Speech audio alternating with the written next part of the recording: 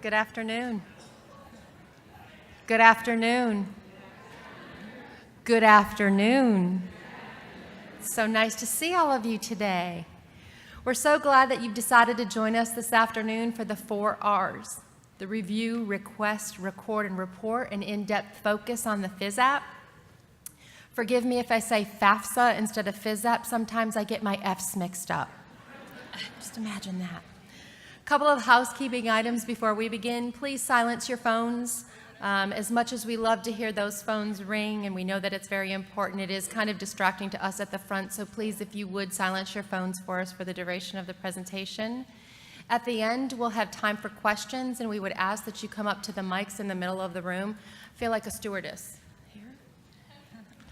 So please, at the end, we'll entertain all the questions that you have. If there's anything else that you need throughout the rest of the presentation, please let us know. Otherwise, we will not delay and we'll get started with this exciting information because I know how exciting the FISAP can be. It's super, super exciting. And the more I say that, the more I'm going to convince myself of it. For those of you that do not know me, my name is Tammy Garofano. I am a Policy Liaison Implementation Team Program Specialist for FSA. And I have over 30 years experience working with financial aid in various institutions, various servicing, lending guarantee agencies, and now with the department for over 6 years. It is certainly my privilege to be here today and share some of the information with you, but it is also my privilege to introduce my wonderful superstar colleague over here to my left, Alana Nelson. She's a management program analyst in our campus-based operations team, and she and I will be your co-presenters for today. So without further delay, we're going to go ahead and get started. We're going to set our overview. This is what you will need to know for today, or what you're going to need to know going forward for the campus-based programs. We'll go over the review and request part of the FISAP, which is parts 1 through 2. We'll also go over the record and report sections of the FISAP, which of course are parts 3 and 6, or excuse me, 3 through 6. There'll be important resources for you, and then of course we'll have time for questions. The Fiscal Operations Report, an application to participate in the campus-based program, is better known as the FISAP. For some of you that have been around a very long time, you may also refer to it as a FISAP, because the operations part of the FISAP, so other people have called it FISAP for a long time. So if you hear FISAP, FISAP, it's a FISAP, FISAP, whatever, we answer to any of the Fs. Campus-based programs include the Federal Perkins Loan Program, and we refer to that as Perkins so that we don't have to get tongue-tied up here and say all those words. The Federal Supplemental Educational Opportunity Grant, so we'll refer to that as FSEOG, and the Federal Work-Study Program. Obviously, on October 1st, it is supposed to be your submission deadline. This year, going forward, for the corrections, it will be December 14th, because anytime the 15th falls on a weekend, it will be the preceding Friday that the corrections are due. I would encourage you to get any and all corrections to your FISAPs in before the deadline expires, because if you do not, then you'll have to be put into a queue, and then we get to evaluate your corrections. And then we get to tell you yes or no. And we've typically told people no. Just kidding. Please try to make every effort to get those corrections in. A lot of information is triggered on that FISAP, and reporting and funding, and so it's really important that you report accurately, so we would appreciate your attention to that. Should the FISAP be due on October 1st, 2019 for the 18-19 reporting year and the application to participate for 20 and 21, this year it falls on a Friday or whatever day it is. It's not on a weekend. So when the FISAP deadline falls on a weekend, it will always be the preceding Friday, much like the corrections.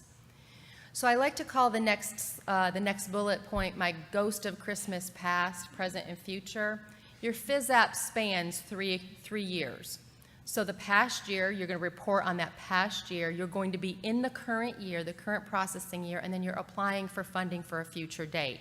So if Charles Dickens, comes to visit you, you just tell him that you've done all of your FISAP stuff and you are good to go.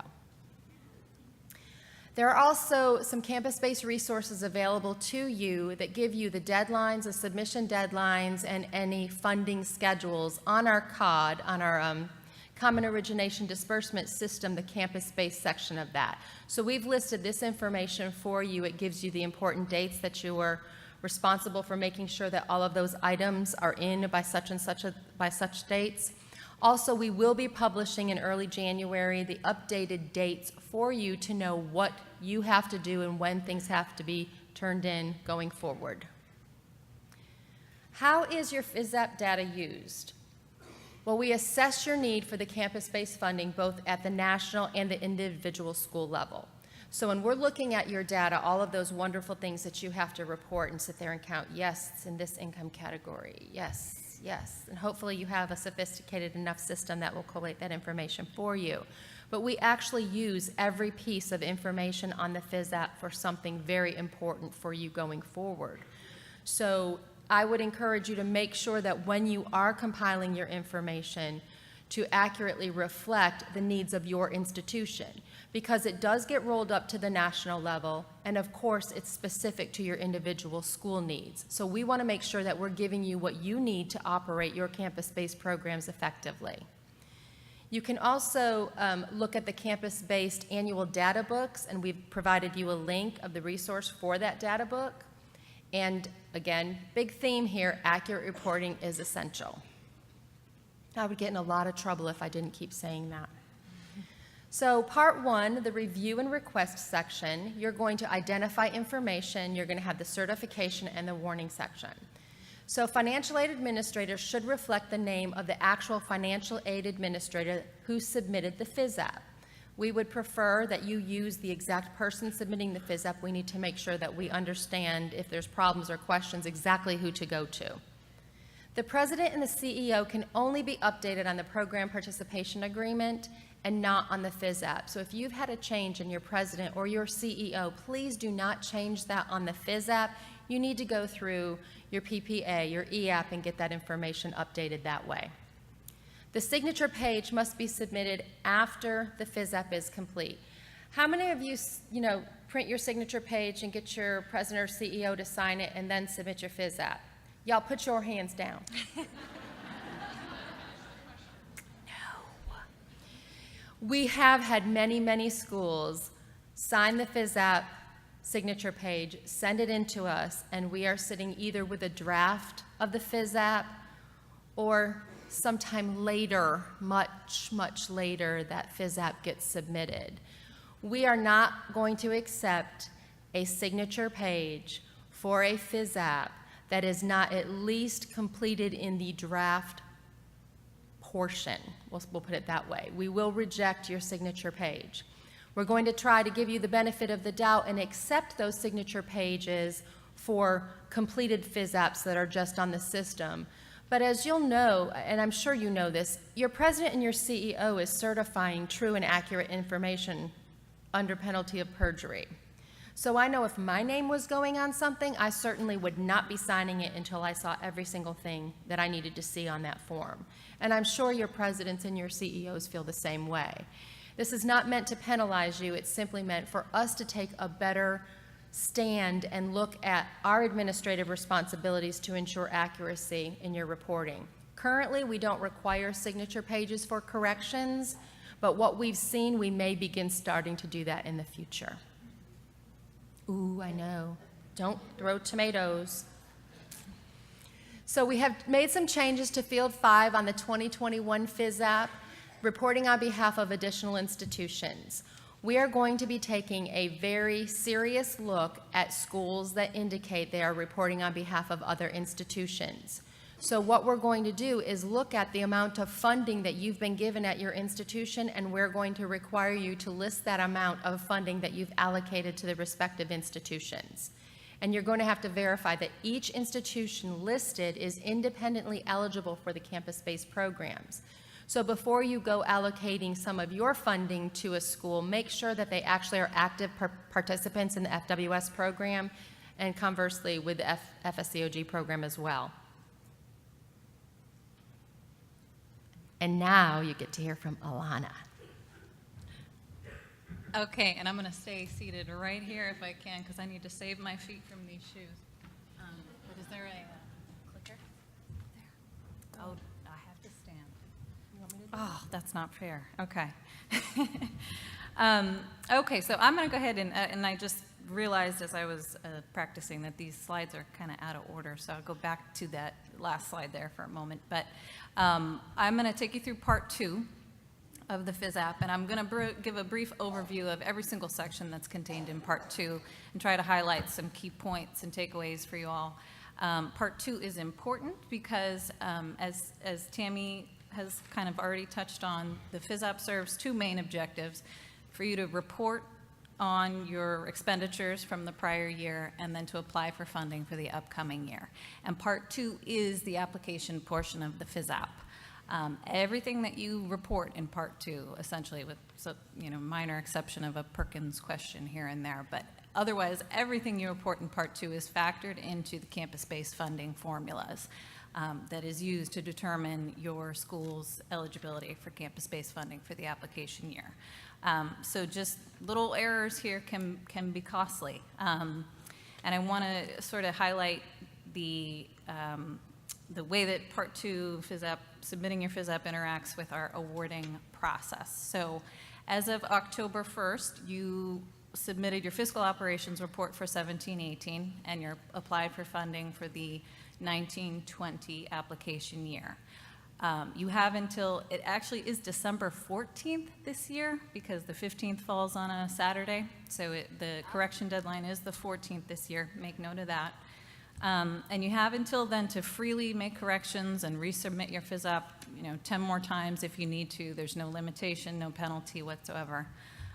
We just want you to make sure that that data is correct.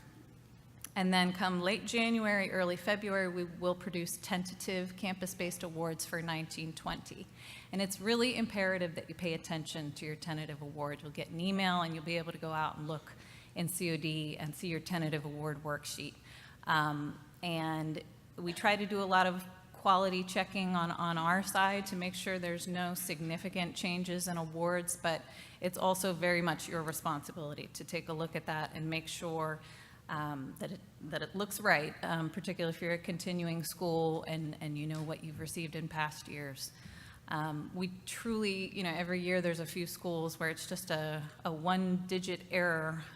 So for example, if they're reporting tuition and fees assessed, 100,000 becomes $1 million by accident, or $1 million becomes 100,000, vice versa. So every year we have a few schools that experience stuff like that. So your tentative award is your chance to, if something looks amiss, to, number one, contact us definitely, and number two, go back and that's your cue to look at your Part 2 data and make sure that everything looks right. Because then after we produce final awards, which we'll do in late March, early April typically, we really don't make any increases to final awards after that. We've had a pot of money that we spent. So if you find that you made a FISAP error after that, we pretty much have never been able to increase awards for schools. And that's unfortunate if it was just a simple error, and now it's preventing you from being able to meet the needs of your students. So, whoop, uh-oh, how do I go back?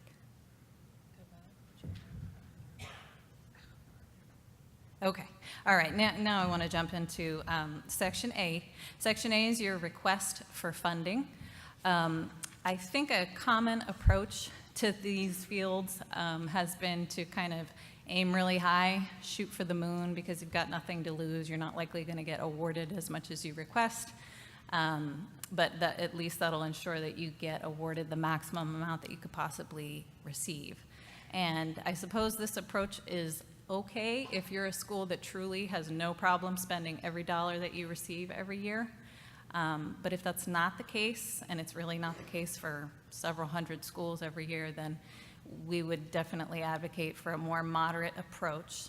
Review your needs, your student population, and make sure, that's right, thank you, and make sure that you are only, requesting the maximum amount that you could possibly award to your students. That being said, your request is the cap. It is the maximum amount that you could possibly be awarded.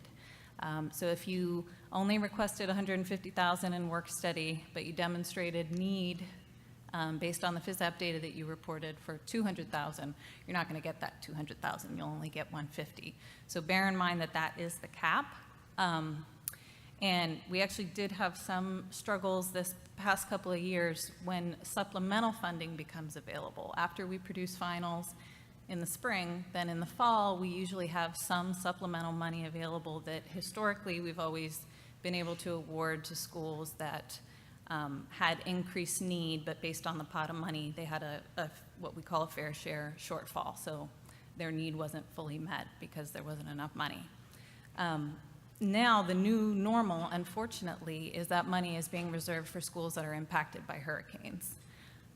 So if your school is a school that's on a coastline or has been impacted before or has potential to be impacted, flood zone, and you know that if that were to happen, you would definitely benefit from some increased funding to help your students, then please keep that in mind as well with your request, because there were some schools that could have received some more money, but we could not award beyond the requested amount.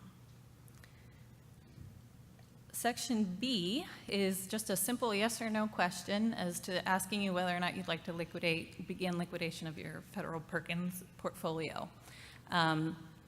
This question doesn't actually hold a whole lot of weight. If you do check yes, what will happen is you'll get an automated email from the campus-based team, and that email will give you instructions about how to go into COD and submit a formal intent to liquidate. And we have you take that extra step because obviously there's a lot that's involved in the liquidation process. So we just want to make sure schools know what's involved and what they're getting into before they check yes. So if you do check yes by accident, as it turns out, it's not going to be too big of a deal. You can turn back. And then Section C is the underuse waiver request. So I'm sure many of you are aware that the regulations are that for the reporting year, if you return more than 10% of your allocation that you received for SEOG and or FWS, then your award for that program for the application year will be reduced by the amount that you underused in the reporting year. So this is just also another simple yes or no question. If that scenario applies to your school and you did have underuse beyond 10%, you do have the opportunity to request a waiver so that you don't have to get that. Your application year award isn't penalized as a result of the underuse. It will prompt you to provide an explanation, and it's really important that you include in that explanation not just telling us what happened that caused the underuse, but also providing us some sort of a hint of a plan of action, actions that your school has taken or will take to try and prevent that underuse from happening again. Whoop. Okay, so I talked about that already. Section D is where you're reporting information on enrollment. The fields that you complete in this section will be different depending on whether or not you're a traditional school or a non-traditional school that admits students on a more rolling basis. So traditional school will just provide your undergraduate count and your graduate count for the reporting year. Non-traditional schools will be entering basically all their new starts each month over the course of the reporting year. And I would say read the FISAP instructions carefully, but really this isn't just including aid recipients or campus-based aid recipients or full-time students. It's pretty much counting all students that were enrolled in at least one undergraduate or graduate level course. And if a undergraduate student started as an undergrad in the fall and then became a grad later on in the reporting year, you would count that student as a graduate student because it's an unduplicated count. They can only be counted once. Section E, your assessments and expenditures. This is 4 total fields. We're asking for you to report your undergraduate tuition and fees that you assessed for the reporting year, graduate tuition and fees assessed, and then state grant expenditures and Pell Grant expenditures. It's very important for Pell that what you're reporting here agrees with G5. And actually, the FISAP instructions even state that if there are any changes after you submit your FISAP on October 1st, up until December 14th. You should even go back in and update that information to make sure it remains consistent with G5. And hopefully, I know this question got asked last year when we were bringing up the FISAP and COD, but folks were hoping this could be automated now that the FISAP is in COD, and I can report back that that's still not on the docket quite yet, but we're going to look into that eventually, we hope. And then finally, in part 2, the section F is information on your eligible aid applicants. This is basically a breakdown of all of your enrolled students and breaking them down by income categories. And the way that you classify students in the appropriate income category is using the FAFSA total income figure from the ISA record. And now I get to turn it back to Tammy for a few minutes to talk about part 3.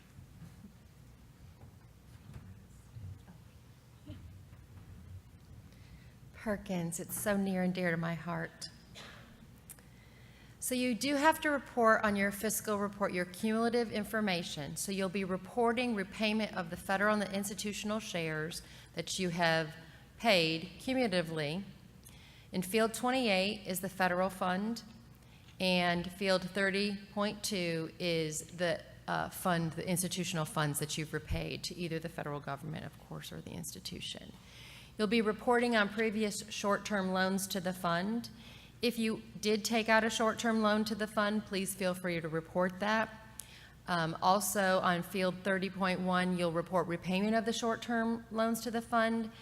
But please make sure that if you did not take out a short-term loan, that you indicate that it's zero and that you don't put something into that, as we often see schools think that they've made a short-term loan to the fund and they put a figure in there, and then they realize at a later date after the FISAP correction deadline has passed that they have not really made a short-term loan to the fund. And I would remind you that after this year, there are no more short-term loans to the Perkins Loan Fund anyway, so we really want to make sure that those figures are zero. But because it is cumulative, you will have a figure there. Should you have ever taken out a short-term loan to the fund and repaid yourselves, those figures would be would show on the FISAP because it is a cumulative. But you cannot report any new draws down from the revolving fund as a short-term loan to the fund going forward. The fiscal report, section A, fields 56 and 57, the balancing adjustments, debits, and credits, these should rarely be used. I know several of you, I've received a couple of phone calls about what do we do because we know we have a rounding error and we have a couple of cents here and a couple of cents there, and now our couple of cents have increased to $4 or $5, and now it's cumulative, or it's $2 or it's $3. These should really rarely be used. We really want you to encourage you to go back and look at those rounding figures and see exactly where those mistakes are. But if you need to use this field, that's what it's there for. But please use that with caution, because as it does increase, it could offset everything in your on your FISAP. Section C, the borrower and loan data that's reported should also match your National Student Loan Database System, your NSLDS. So if you are reporting something on your FISAP, you need to make sure that you're reporting it in NSLDS. Please remember that in our COD system, there is no Perkins Loan student level data. There is no campus-based student level data in the COD system at this point. So we have to use the FISAP to get as close to the individual, not individual student, but get your student counts, your total counts from the FISAP. If you've purchased loans, then you'll want to make sure that you report this here and in section A. All right.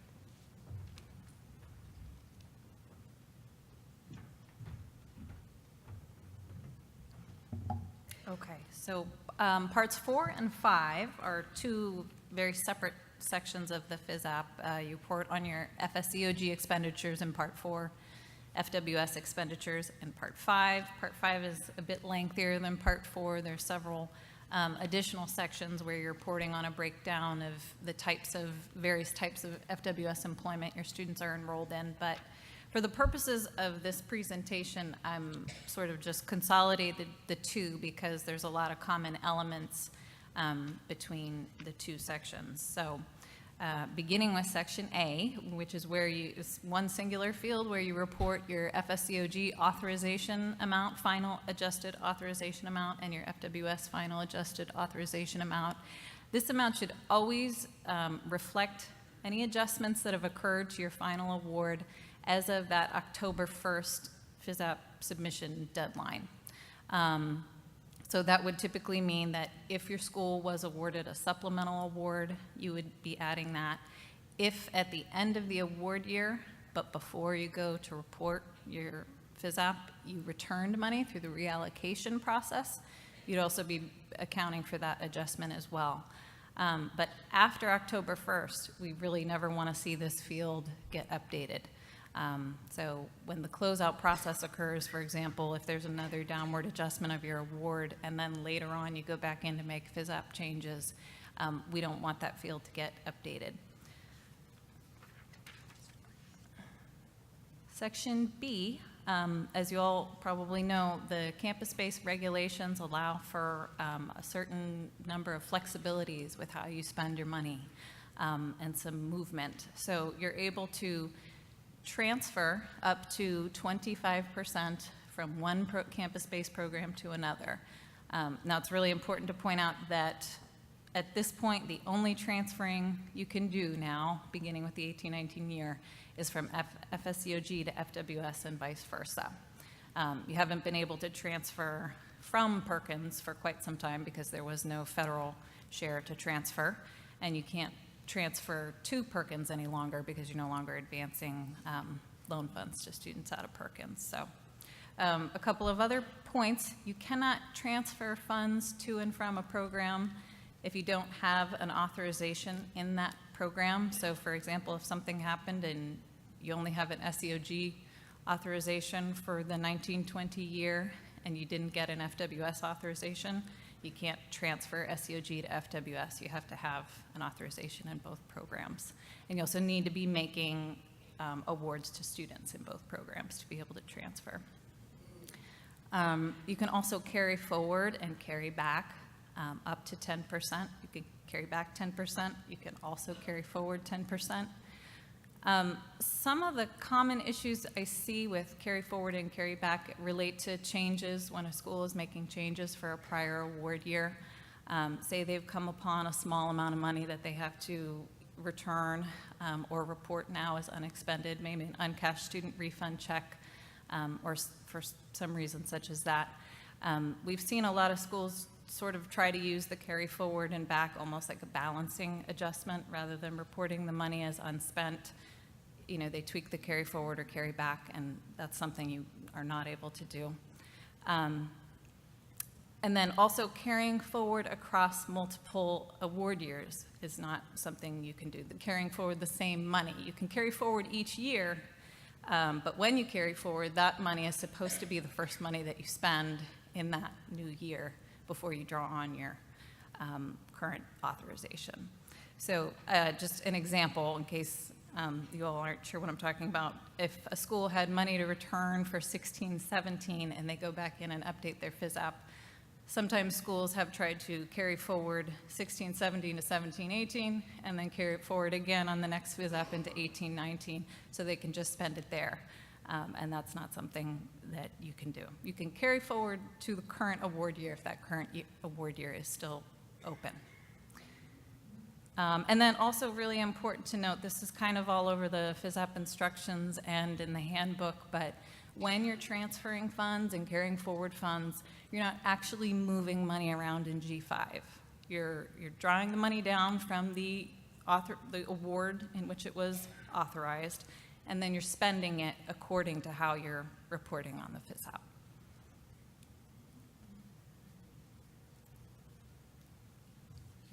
So Section C of Parts 4 and 5 is where you report on your total expenditures to students.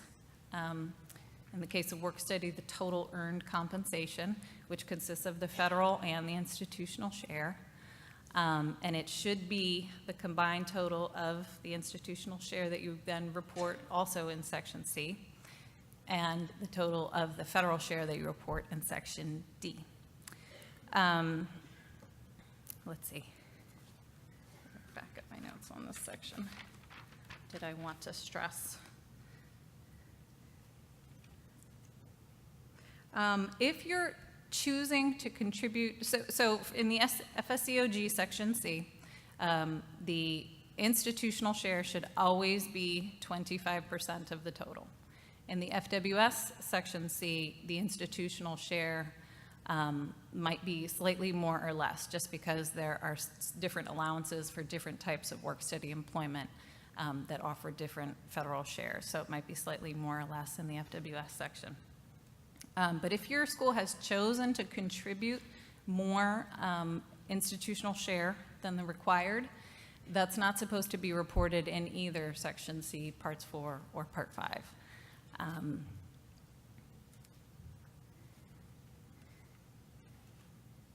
And there are schools that aren't required to provide an institutional share.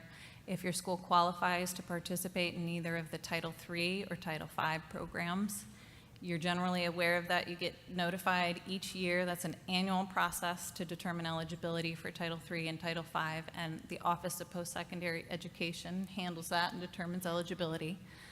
So if you are eligible to participate in any of those programs, you're not required to provide the institutional match for campus-based programs. So those are the only schools that can not report a institutional match in Section C. But if you chose to still match to make your funds stretch a bit, you should report that, just so long as it's not more than the required 25%. And then Section D is a breakdown of the federal share. This is where you report the federal share of the expenditures to students and then also the administrative cost allowance. Very, very important that if your school used money for admin expenses and claimed your administrative cost allowance, that you include that in these sections and you report that before December 14th. Because after the FISAP correction deadline, you're not able to make any claims to ACA after that. Even if you actually did draw the money down and spend it that way, we won't accept updates to the FISAP after that point. And if you've gone through a program review or an audit and you're making changes to a prior year, these are generally the sections that you're having to update in order to reduce your expenditures. You're jumping right into Section C, D, and reducing your total expenditures and then making sure that you reduce the corresponding institutional and federal shares.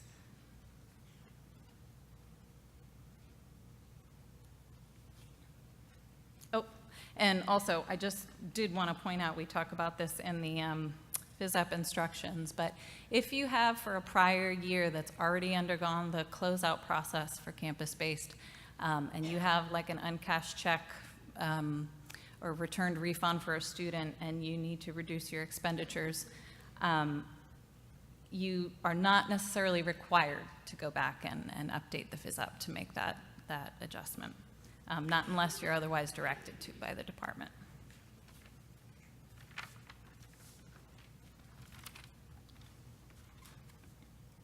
Okay, and then finally, Section E consists of fields 18 and 19, and these fields are automatically calculated for you. So it's looking at all the information you reported previously in sections A, B, and C, and between the funds you carried forward and transferred, and then the funds you actually allocated to students and your ACA, it's determining how much of your authorization that you actually use, that you expended. And then the following field takes your authorization amount in field 1 and subtracts the amount you expended to determine if you have any unspent funds. If you overspent and you result in a negative field here, you'll have to fix that because you can't spend more money than you are authorized to spend. And if you have a positive value here, it means you have unspent money, and we will then proceed to deobligate, what we call deobligate that money from G5. Basically, that means we go into G5 to that award and we reduce your authorization by the amount that you said you didn't spend.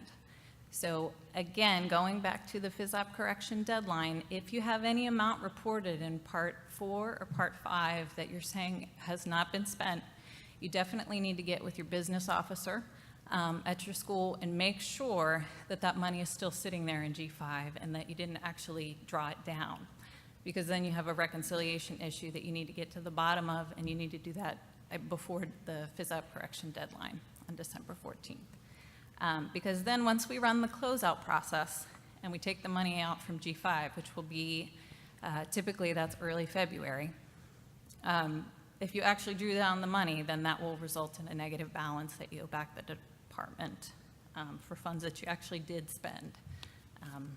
And again, typically there are no considerations for that if that's caught, after the FISAP correction deadline.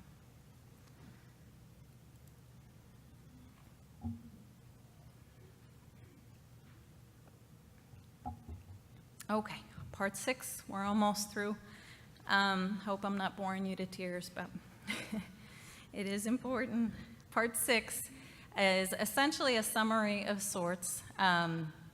There's still work to be done in section A of part 6, because what you do here is provide a breakdown of your campus-based aid recipients. And I realized as I was kind of going over my notes that it would have been pretty helpful to have a visual of that chart and that section. So I apologize that I don't have that, and I hope you can kind of bear with me as I give an overview. But you're breaking down your campus-based aid recipients by income category again, and by type of student. Type of student meaning undergrad independent, undergrad dependent, and then graduate students. And so you're reporting the students in the appropriate academic category and then in the appropriate income category, and you're classifying students in the income category in the same manner with which you did that in part 2, when you took all your eligible aid applicants and put them in the appropriate income categories. So here you're doing the same thing, just with your campus-based aid recipients. So this gives us a total of funds spent and then total of recipients for each program, which is very helpful for statistical purposes and data analysis. So a lot of folks do look at this data after it's becomes available after you submit your FISAPs.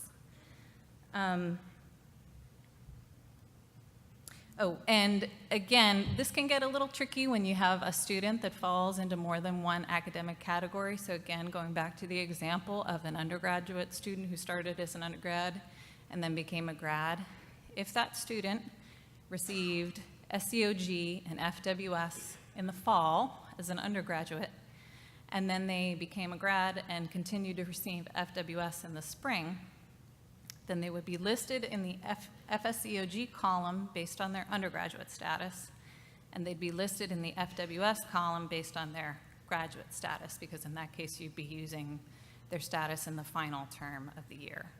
And then as well, in the unduplicated students category, there's another column to report each student only once in the unduplicated category, and they'd be listed in the column for FWS as based on their status as a graduate student.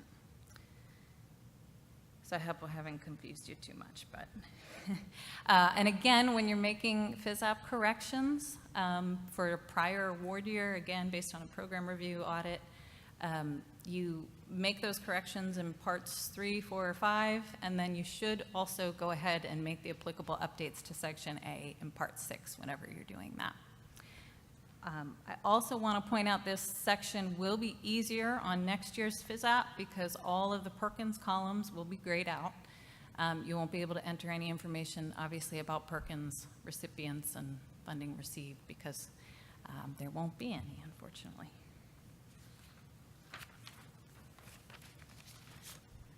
Okay, and then finally, last section. Section B, all the work is done for you. This is your administrative cost allowance worksheet. So based on all the information that you reported in parts 3 through 5, that'll pull your expenditures that you reported and enter it into the ACA, campus-based ACA formula to determine the maximum amount of ACA that you could claim. And then you were also supposed to have reported already the amounts that you did choose to claim and from which programs, and it'll pull those amounts for you to show you what you've claimed. The way that campus-based ACA works is that you can draw the funds down from one or more programs, and you can spend it on your administrative expenses across all the programs as long as you're participating in those programs. However, for Perkins, you will no longer have the opportunity to claim Perkins ACA from your Perkins program fund because you're not advancing loans to students. However, if you claim ACA out of SEOG or FWS, then you can use that ACA to help offset your administrative expenses that you still have if you're continuing to service your Perkins loan portfolio. And again, just the point I made earlier, you definitely need to make sure you have this claimed before the December deadline. Some resources for you. There is, I don't know if folks have come upon this, but if you go to the IFAP homepage, there's a link for the campus-based processing page. You can go there, and so we have our own IFAP page, and all things campus-based are kind of at your fingertips right there. FISAP instructions, etc. And there are also a campus-based resources link on the COD website, both outside of login. You don't need to log into COD to see the link at the very bottom of the COD homepage for campus-based resources. Again, that'll take you to the FISAP instructions. I believe we have a Q&A document and some other helpful links out there. Our training friends at FSA post an annual FISAP training. They do that every year around August once the new FISAP comes out. And that might help some folks, especially new folks who are trying to complete the FISAP for the first time. And then again, around that timeline, always be on the lookout for the electronic announcement stating that the new FISAP is available in the COD website, just so you can get an early jump on it. Some other sessions of interest. We have a COD basic session. Now that campus-based is part of COD, they'll briefly touch on sort of how to navigate to the campus-based side of COD and through some of the campus-based web pages. You might find that helpful. Our COD update, we have a few campus-based related updates that we're talking about in that session. And then, of course, my good friend Tammy here is putting on the Perkins session. And if you have more questions related to the expiration of the program, definitely attend her session if you can. Here's our contact information. If you have any just more operational questions or questions about the FISAP, please feel free to contact me. If you have something that is really more policy related, feel free to contact Tammy, or you can contact either of us, copy both of us. We work very closely together, and we'll be able to help you and make sure you get the right answer. And now we'd be glad to take some questions if folks want to just come on up. For those of you leaving the room, could you please do so quietly so we could hear the questions? Thanks so much. Hi. Hello. Can you hear me? Yes. So you guys are really quick about reducing our funds, but very slow in increasing them. How do we get our federal work study increased? How do you get it increased? So if you have, for some reason, indicated on your FISAP a specific amount of funding that you want, but then you realize later you would like that to be increased, I believe there is a way for you to contact the department. I wish I knew right off the top of my head, but I know it goes through the Shays team, and it also goes through our program participation division, where they look at your request. So you can ask for more funding, and we will look at that. If we have more funding available, the last couple of years, we haven't had any additional funding that was not used for hurricane-impacted schools or students. So we didn't really have a lot of ability to increase funding. Okay, so who do I contact? Go ahead and send it to either Alana or myself. We're going to get that information for you. I apologize. Neither one of us works specifically in that area, but we do know we have a process in place. So we can get that information. If you'll email one of us, we'll make sure that we get you the right information. Thank you. So has your authorization kind of gone down over the years for work study? Yes. Okay. Okay, yeah, reach out, and we'd like to take a closer look, Thank you. because obviously, yeah, it's dependent. Hi. Hi. We're a non-term institution, and you had mentioned in slide 17 that if returns had to be made after the December 15th deadline, just for example, you had mentioned unclaimed credit balances or refunds, we don't have to make another correction to the FISAP? Yes, not unless you've been told to Okay. by the department. That might look a little wonky because we'll have to put it back in G5, though. Yeah.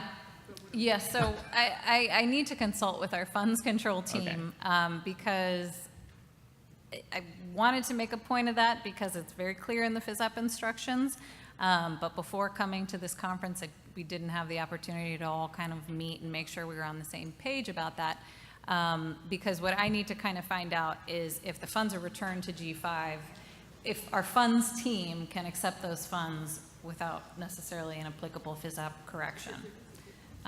So if you actually want to give your info or reach out to me, I can get you a more, sort of solid answer that you feel good about once we consult and make sure our funds team is okay with that too.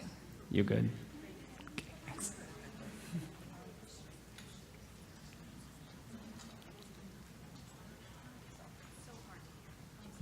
Hello. Hi. To piggyback on that question, is that in writing somewhere? And the reason I'm asking, when we go through our state audits, they are looking at our FISAP, and they're saying that the information, if there are any changes, need to be updated, regardless if it's after. Well, an audit is different. I'll clarify, an audit or a program review or something like that is different. They're asking you to give them proper documentation to show the update, and then you do need to do that, so that's important. But I was referencing more the scenarios where you came upon unexpended funds, maybe like a check for $40 or something that couldn't be delivered to the student, cases like that. Where it was just not through an audit discrepancy. Does that make sense? It's not clear because if you have a correction to make and you go make the adjustment based on, like you say, a stale check or something, Right. that's going to change your, of course, your Pell Grant or whatever amounts. So therefore, it's not going to match what you currently submitted on your FISAP. So Well, even if it's the not Pell within Grant, the it wouldn't audit- matter for a Pell Grant. That's totally different because Pell Grant, you're not reporting that information. Well, you're reporting on the FISAP, but that particular information, they still don't want any corrections on that, though. Well, we don't specify that about Pell Grant expenditures. This is specifically in reference, I was only referencing it with regard to SEOG and FWS. So I would say this, if you feel you have a correction, please feel free to submit it after December 14th, after December 14th of this year, and our team will look at those corrections, and if it is something that can be accepted, we will let you know. If it is not, we'll engage in a conversation with you to make sure we understand what you are correcting and why you're correcting it.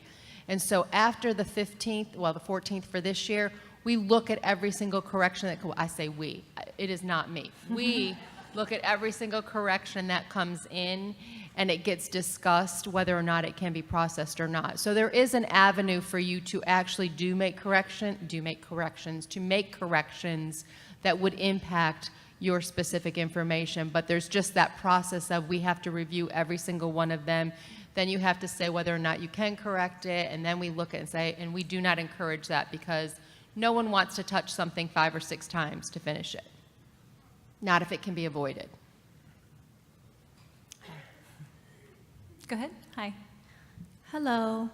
I had a question in regard to ACA and drawing down in G5. This is a question from my business officer, and it's a pretty long, drawn-out question, and it's already a case that I've submitted a while back, and I still haven't received follow-up on that. What do you recommend that we do? Okay, why don't you go ahead and give us your info, and we can look into it, especially if you've opened up a case already with the call center, then we'll look into it and make sure you get a proper answer. Thank you. Would you mind coming up after the end when everyone leaves? That'd be great. Yeah, if you have Thanks a so card or much. something you could give us, that'd be wonderful. Thanks. Hello. Hi. You dropped a little nugget about having to have president's signatures on corrections. I Will did. that be also required for the December 31st Perkins balance? October 31st Perkins balance? Yes, sorry. Well, October typically, 31st. you make that correction prior to December 14th, or the deadline, right? At this point, that is just a nugget of information for you to have. We are exploring that. So I can't say yes or no if that would be something that we would look at, but more than likely, if we require a signature page for corrections after, or for any corrections, it would be for any and all corrections, not something that we require, even though it's something that we require you update for Perkins. But the Perkins program and all the reporting and all that kind of wonderful information is undergoing a lot of changes right now. We're looking at a lot of different things. So we may very well be looking at just having one reporting for Perkins cash on hand that we would drive our actions for. But we can't really speak in any more specificity on that at this point because we're exploring a whole lot of options. So don't panic yet. It's just discussions. The reason I said it is because I want to stress the importance of your president and CEO understanding and certifying the information that is on that FISAP as true and accurate. And because you're allowed to make changes after that certification has been completed, we want to make sure that your president still understands the information that is reported as true and accurate. Thanks for the question. Anybody else? Okay, I have two questions. The first one is about the corrections. Normally, the only thing I send in the December is the updated Pell Grant figure, based on what we've done since summer. No. I did not realize I could put an extra amount if we needed it in work study. Could I also put that in? Can I up that figure now, or no? The requested amount. Are you talking about the requested amount? You can update it between now and December 14th. Okay, so I could But after that, those fields get frozen, so you can't even play with them on your draft after December 14th. okay, so if I realize we probably need more money, I can put in what, not knowing where we'll get it, but, Right. Okay. Yep, Okay. definitely. Right Okay. now, I'd do it. okay. The second question is about Perkins. When I did the FISAP, we have been out of Perkins for several years. In fact, I think this was the third time I've done FISAP, and we've been out of FISAP, out of Perkins before. I kept getting an error on my FISAP because it wanted me to report something for Perkins. And so what I did was, there was nothing to report, so I wasn't in that field, so I just put an error notice, I put a little note down there that we had closed out. Is there some reason, was it something I was supposed to put in there? I would need to know exactly what field you were talking about. Do you know? Are you talking about the liquidation request in Part 2 where it says, do you want to liquidate your No, I didn't put Okay, any, sorry. I have never put anything in the Perkins section because we have been out of Perkins since before I So- started doing it. But Have this you year- liquidated your portfolio, though? Yes, You have, so you're completely out of the program altogether. completely out. And so you should have had a final FISAP that you reported the Perkins information on Several years ago. several years ago. Yeah, and so you're saying you're getting an edit error? Yeah. Yeah. It didn't happen last year, it didn't happen the year before, but it happened this year. You got the Do we same know thing? about, hold on a second, do we know about this edit error? Yep. Our wonderful colleagues from our Common Origination Disbursement team are here, so maybe they could shed some insight on this for us. Okay. You implemented the So change? this was a known Okay. issue. I'm sorry. I'm not the Perkins subject matter expert, so I wasn't even listening in the very beginning. I was deferring to Tammy, but I am familiar with this issue where even though you weren't required to fill out any of the Perkins Part 3, when you ran validation, you were getting hit Yes. with all the validation errors. Yes. That was a known issue that was reported and fixed.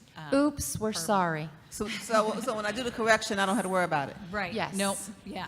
We never make mistakes, right?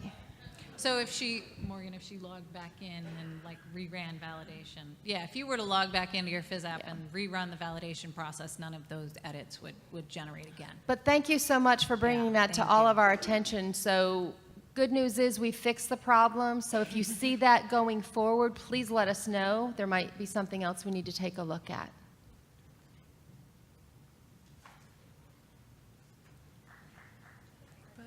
Somebody is ready for us to be finished.